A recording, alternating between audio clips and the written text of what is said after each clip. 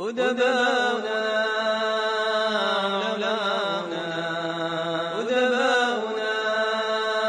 علماؤنا كتبوا العلوم الزاهرة، هم أشعلوا وهج الحروف تنير نفسا طاهرة. لي تعقيب سريع جدا وهو باب التوضيح. إذا حصلت بمعنى أن التدخل الحاصل من مجلس الأمن لم يأتي إلا بناء على ماذا؟ على رغبة داخلية يمنية.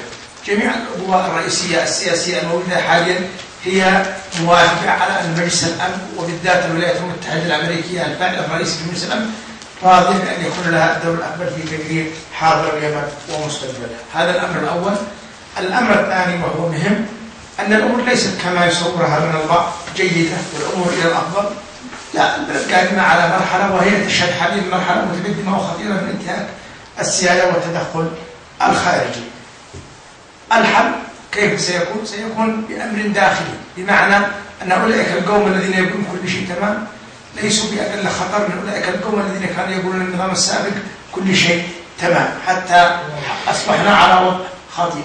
هذا يستدعي مننا جميعا التنبه وأن يكون كل إنسان واجبه. يا حسنها من أسطر فيها